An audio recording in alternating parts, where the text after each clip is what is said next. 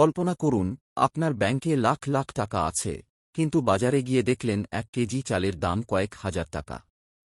কিংবা পকেটে bundle bundle টাকা থাকা সত্ত্বেও আপনি কিছুই কিনতে পারছেন না। যুদ্ধের সময় এটাই নিষ্ঠুর বাস্তবতা।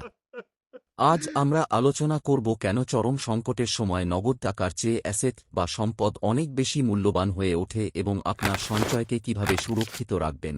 আসসালামু আলাইকুম, আপনারা দেখছেন বিজনেস এন্ড মার্কেটিং ডোর। কোন দেশে যুদ্ধ চলাকালীন সংকট মোকাবিলায় কেন অ্যাসেট আপনার জন্য হতে পারে সবচেয়ে আপন, এই নিয়ে আজকের ভিডিওটি। তাই হতে পারে ভিডিওটি আপনার অনেক না বলা প্রশ্নের উত্তর। হয়তোবা এই ভিডিওটি আপনার চিন্তার গতিতে আনতে পারে আমূল পরিবর্তন এবং আপনাকে করবে আরও সচেতন। সুতরাং দেরি নয়, শুরু করা যাক এখনই। মুদ্রাস্ফীতি ও টাকার মান কমে যাওয়া, ইনফ্লেশন। যুদ্ধ শুরু হলে দেশের উৎপাদন ব্যবস্থা ভেঙে পড়ে এবং সরবরাহ ব্যবস্থা, সাপ্লাই চেইন, বিচ্ছিন্ন হয়ে যায়। ফলে জিনিসের দাম হু হু করে বাড়ে। একে বলা হয় হাইপার ইনফ্লেশন। ইতিহাস সাক্ষী, প্রথম ও দ্বিতীয় বিশ্বযুদ্ধের সময় জার্মানি বা সাম্প্রতিক সময়ে ভেনেজুয়েলায় টাকার মান এতটাই কমে গিয়েছিল যে এক ব্যাগ নোট দিয়েও এক বেলা খাবার পাওয়া কঠিন হয়ে পড়েছিল।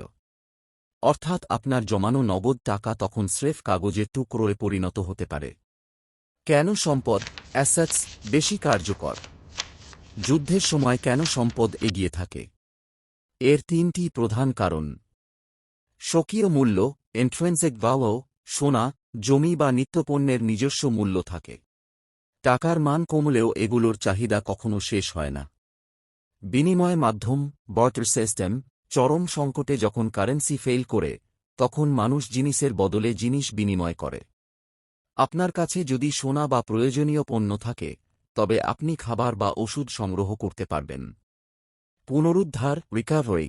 যুদ্ধ শেষ হওয়ার পর যখন নতুন অর্থনীতি শুরু হয়, তখন সম্পদধারীরাই সবচেয়ে দ্রুত ঘুরে দাঁড়াতে পারেন। যুদ্ধের সময় সেরা 3টি সম্পদ, টপ 3 অ্যাসেটস। 1. সোনা ও মূল্যবান ধাতু, এটি বিশ্বজনীন মুদ্রা। যে কোনো দেশে এটি বিক্রি করে জরুরি সুবিধা পাওয়া যায়। 2. রিয়েল এস্টেট বা চাষযোগ্য জমি, থাকার জায়গা এবং খাদ্য উৎপাদনের সুযোগ এই সময়ে সবচেয়ে বড় সম্পদ। 3. প্রয়োজনীয় দক্ষতা, স্কিলস, এটি এমন এক সম্পদ যা কেউ কেড়ে নিতে পারে না।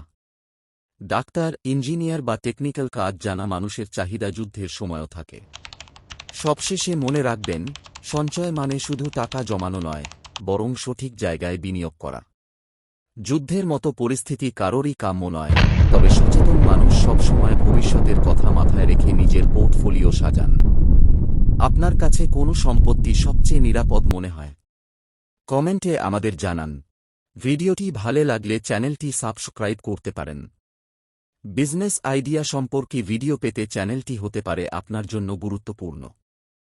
দেখা হচ্ছে পরবর্তী ভিডিওতে। সবাই ভালো থাকবেন, সুস্থ থাকবেন। আসসালামু আলাইকুম।